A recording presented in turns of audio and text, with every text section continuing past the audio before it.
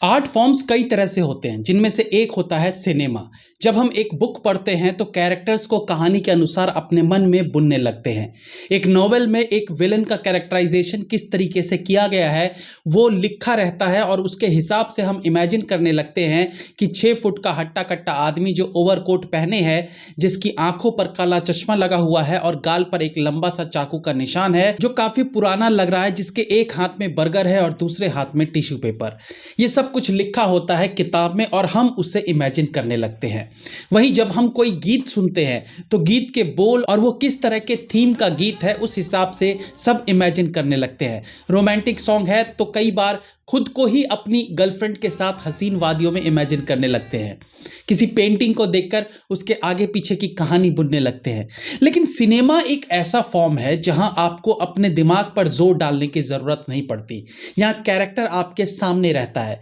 गब्बर सिंह के बारे में बताया नहीं जाता, उसे दिखाया जाता है कि वो फौजी वाले ग्रीन कपड़े पहनता था। तंबाकू खाने की वजह से उसके दांत गंदे दिखते हैं। वो नहाता नहीं था, ठाकुर के हाथ नहीं थे, वीरू मजाकिया इंसान था, जय सीरियस किस्म का था, राधा विधवा थी और धन्नो एक घोड़ी थी जो गुंडों से अपनी मालकिन बसंती की जान बचाने की कोशिश करती है। यानी सब कुछ सामने क्लियर रहता है, आपको अपना दिमाग लगाने की जरूरत बिल्कुल नहीं रहती। ये कला सबसे आसानी से समझ आती है, जिसके कारण ये बाकी कलाओं के मुकाबले ज्यादा पॉपुलर है। अब सिनेमा में भी 3 वैरायटीज होती है। पहला मेन स्ट्रीम सिनेमा, दूसरा आर्ट सिनेमा और तीसरा पैरेलल सिनेमा। तीनों 3 तरह की फिल्में हैं और देखा जाए तो तीनों की ऑडियंस भी अलग होती है। मेन स्ट्रीम सिनेमा की बात करें तो ये हर वर्ग के लोगों को ध्यान में रखकर बनाई जाती है। इस तरह की film business point of view से बनाई जाती है, जहां बड़ा प्रॉफिट कमाना फिल्म मेकर का मकसद रहता है। इस तरह की फिल्मों में प्रमोशन कैंपेन से लेकर अनेकों ऐसे इवेंट्स क्रिएट किए जाते हैं जिससे इस फिल्म के बारे में ज्यादा से ज्यादा लोगों को पता चले और वो फिल्म पर अपना पैसा खर्च करे। इस मेन स्ट्रीम सिनेमा में अनेकों लोग इन्वॉल्व रहते हैं। स्क्रिप्ट राइटर से लेकर डायरेक्टर, प्रोड्यूसर, एक्टर सबके इन्वॉल्वमेंट रहती है। जो स्टोरी पर कम और लोगों को अट्रैक्ट करने के लिए क्या कुछ किया जाए इस पर ज्यादा ध्यान रहता है, क्योंकि यहां कहानी नहीं बेचनी है, फिल्म बेचनी है। कहानी बेचने की जिम्मेदारी आर्ट फिल्म्स में होती है। मेन स्ट्रीम सिनेमा में फिल्म से पैसा आना चाहिए, इसलिए इन फिल्मों के द्वारा मैक्सिमम टाइम समाज में संदेश देना और सामाजिक मुद्दे उठाना मकसद नहीं होता। और अगर सब्जेक्ट इस तरह का हुआ भी तो भी केवल उन मुद्दों को लोगों तक पहुंचाना फिल्म मेकर का मकसद नहीं होता, वो एक रीजन मात्र हो सकता है।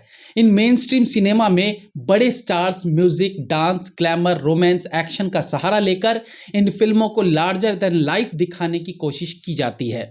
इस तरह के सिनेमा में अक्सर कहानियां कमजोर भले रहती हों, लेकिन उन्हें एंटरटेनमेंट को ध्यान में रखकर प्रेजेंट किया जाता है, जहां ऑडियंस को बहुत ज्यादा दिमाग लगाने की जरूरत नहीं रहती।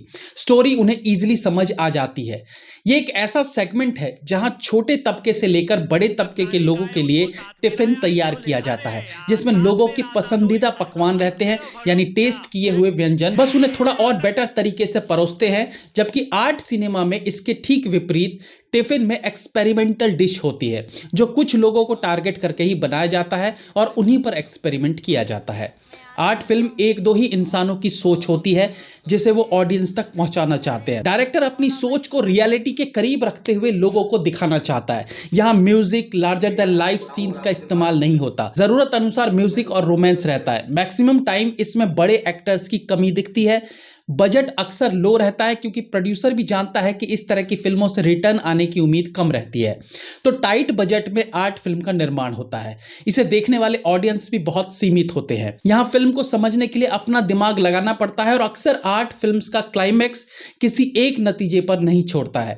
कहानी में कोई हैप्पी एंडिंग या सैड एंडिंग जैसा कुछ नहीं होता है, बस एक आम सीन की तरह फिल्म खत्म हो जाती है और इस तरह की एंडिंग ऑडियंस के दिमाग में कई सवाल छोड़ जाती है।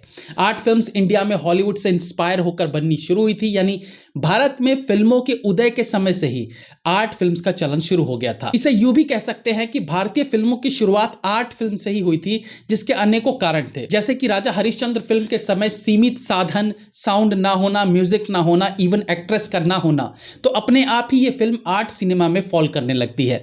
वहीं अगर हम इस आर्ट फॉर्म के तीसरे सेगमेंट पर बात करें तो उसे कहते हैं पैरेलल सिनेमा। पैरेलल सिनेमा को आप मेन स्ट्रीम मसाला फिल्मों और आर्ट के बीच की एक उपज की तरह ले सकते हो, जहां कुछ हिस्सा मेन स्ट्रीम सिनेमा का रहता है और उसमें कुछ चीजें आर्ट सिनेमा सी फील होती है। पैरेलल सिनेमा का चलन 50-60 से शुरू हो गया था और बॉलीवुड में इसका चलन बंगाली फिल्मों को देखकर हुआ था, जहां पहले से ही पैरेलल सिनेमा का निर्माण चल रहा था। पिछले एक दशक में बॉलीवुड में पैरेलल सिनेमा को अनेकों फिल्म मेकर्स ने भुनाया है। पैरेलल सिनेमा वाली फिल्मों का निर्माण किया गया है। पैरेलल सिनेमा के कुछ एग्जाम्पल्स के तौर पर ए वेडनेसडे फिल्म का जिक्र किया जा सकता है। इस फिल्म में गाने नहीं थे, लव स्टोरी नहीं थी, इवन लीड एक्ट्रेस भी नहीं थी, बट फिल्म में एक्शन था। कहानी को रोचक ढंग से प्रस्तुत किया गया और एंडिंग में एक सवाल रह जाता है कि वो इंसान कौन था जिसने ये पूरा बखेड़ा किया। इसी प्रकार से अर्धसत्य, एल्बर्ट पिंटो को गुस्सा क्यों आता है, 2017 की गुड़गांव, कॉमेडी फिल्म अंगूर, देवानंद की गाइड, 1998 की जख्म, तारे जमी पर, gangs of Wasseypur. Parallel films में फिल्म मेकर को दोनों तरह के फ्लेवर यानी मेन स्ट्रीम और आर्ट दोनों फ्लेवर डालने की आज़ादी रहती है। यही कारण है कि पैरेलल फिल्में बॉक्स ऑफिस पर भी पैसा कमाती है और सीरियस मैसेज भी दी जाती है। तो इसलिए इन फिल्मों के लिए फाइनेंसर्स भी रेडी रहते हैं, जिसके कारण इनका बजट भी अच्छा रहता है। अब आते हैं उस मुद्दे पर जिसके लिए ये सब आपको बताया गया है। हमारे यहाँ सबसे ज्यादा पैसा मेन स्ट्रीम सिनेमा कमाती है और ये आज से नहीं बल्कि शुरू से ऐसा ही रहा है। 1937 में बनी किसान कन्या, जिसे पहले औरत और फिर मदर इंडिया नाम से बनाया गया, ये कॉमर्शियल फिल्म थी और सक्सेसफुल फिल्म थी। 1949 की महल हो या प्यासा, काला बाजार हो या मुगले आजम, इन सभी फिल्मों ने खूब पैसा कमाया है। इवन बॉलीवुड की टॉप फिल्मों में भी शोले, डीडीएलजे, बाहुबली, दंगल, 3 इडियट जैसी फिल्में आती हैं जो पूरी तरह से कॉमर्शियल फिल्में थी। वहीं आर्ट फिल्म्स में कुछ फिल्मों को अच्छी रेटिंग मिल जाती है, उन्हें अच्छा कहा जाता है। वो अलग बात है, उसे देखने वालों की संख्या ही इतनी कम होती है।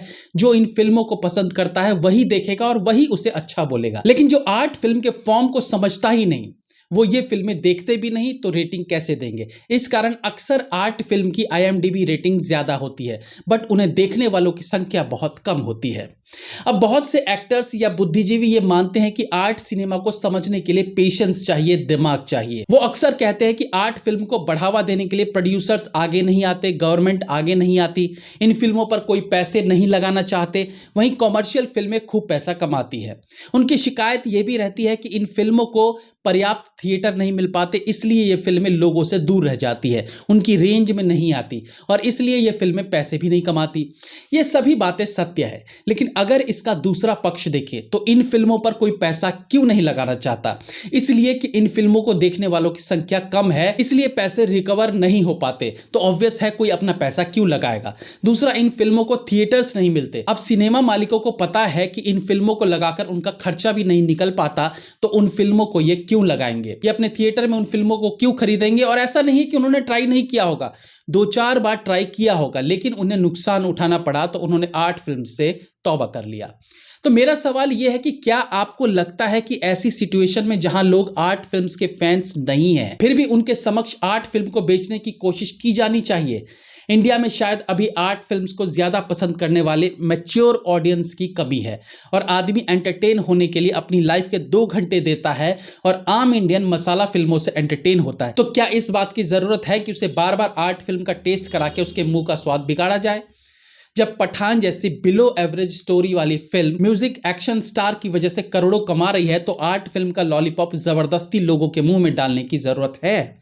क्यों कपिल शर्मा को ज़ुगैटो फिल्म करके ही फीलिंग आती है कि अब वो एक्टर है? इसलिए कि फिल्म के ट्रेलर में सब कुछ बेस्वाद सा नजर आ रहा है और यह भी सबको पता है कि इस तरह की फिल्में चिल्लर भी नहीं कमाती। तो इसी ज़ुगैटो की कहानी को कॉमर्शियल तरीके से क्यों ना बनाया जाए कि कहानी ज्यादा लोगों तक पहुंचे, बजाय इसके कि कुछ इंटरनेशनल फिल्म फेस्टिवल में जाकर ये फिल्म दम तोड़ दे। पठान फिल्म को अगर पैरेलल या आर्ट फॉर्म में प्रस्तुत करते तो ये फिल्म 5 करोड़ भी नहीं कमा पाती, भले उसमें शाहरुख खान होते। आपने अजय देवगन और ऐश्वर्या राय की फिल्म रेनकोट के बारे में सुना है कभी? और अगर जानते हैं तो क्या आपने वो फिल्म देखी है? मैक्सिमम लोगों का जवाब होगा नहीं, जबकि उसमें बड़े स्टार्स थे, बावजूद उसके फिल्म आई गई रह गई, कोई उसका नाम तक नहीं जानता ठीक से। तो ये एक एग्जाम्पल है इस बात का कि लोगों को मसाला चाहिए, एक्टर्स सेकेंडरी है। बहुत से बड़े स्टार्स की आर्ट फिल्म्स चली भी है, लेकिन वो कहीं ना कहीं पैरेलल सिनेमा का रंग लिए हुए थी, यानी प्योर आर्ट फिल्म नहीं थी। वहीं नसीरुद्दीन शाह की एल्बर्ट पिंटो को गुस्सा क्यों आता है जैसी फिल्में बॉक्स ऑफिस पर कमाई नहीं करती, ज्यादा लोगों ने देखी नहीं। लेकिन जब एप्रिसिएशन की बात आती है तो इस तरह की आर्ट फिल्म्स का जिक्र होता है और वही एप्रिशिएट करते हैं जिन चंद लोगों ने वो फिल्म देखी है। तो वो फिल्म महान कैसे हो गई? वो तो सेल्फ महान घोषित फिल्म हुई ना। वहीं जब नसीरुद्दीन शाह त्रिदेव, विश्वात्मा और मोहरा जैसी फिल्में करते हैं तो ज्यादा लोग उन्हें एज एन एक्टर के तौर पर जानते हैं। तो फिर आर्ट फिल्म्स का जबरदस्ती का बोझा ढोना क्या इस समय जरूरी है? क्यों नवाजुद्दीन मंटो जैसी फिल्म छोड़कर किक जैसी फिल्म पर पूरी तरह से शिफ्ट नहीं हो जाते? मे भी शायद इन जैसे एक्टर्स को होप हो कि एक दिन इन मार्मिक मीनिंगफुल फिल्मों को लोग समझेंगे और पठान या अन्य बेसर पैर की फिल्मों के टेस्ट से अलग भी फिल्म को सीरियसली लेंगे। आई नो ये टॉपिक थोड़ा सा कंफ्यूजिंग है और मुझे ऐसा भी लगता है कि इस वीडियो में यहाँ तक बहुत कम लोग ही पहुँचे होंगे, बट जो पहुँच रहे हैं इट मीन्स आप मेरा अभिप्राय समझ रहे होंगे। और ज़रूरी नहीं हर वीडियो का कोई कंक्लूजन निकले ही। इस वीडियो को आप आर्ट फिल्म की तरह ले सकते हैं जहाँ समस्या है, समाधान नहीं है, लेकिन एक सवाल मन में बन जाता है। पूरा वीडियो देखा है तो हमें कमेंट में ज़रूर बताइएगा। Be safe, have fun. मिलते हैं अगली बार फिर किसी नए एपिसोड के साथ। तब तक के लिए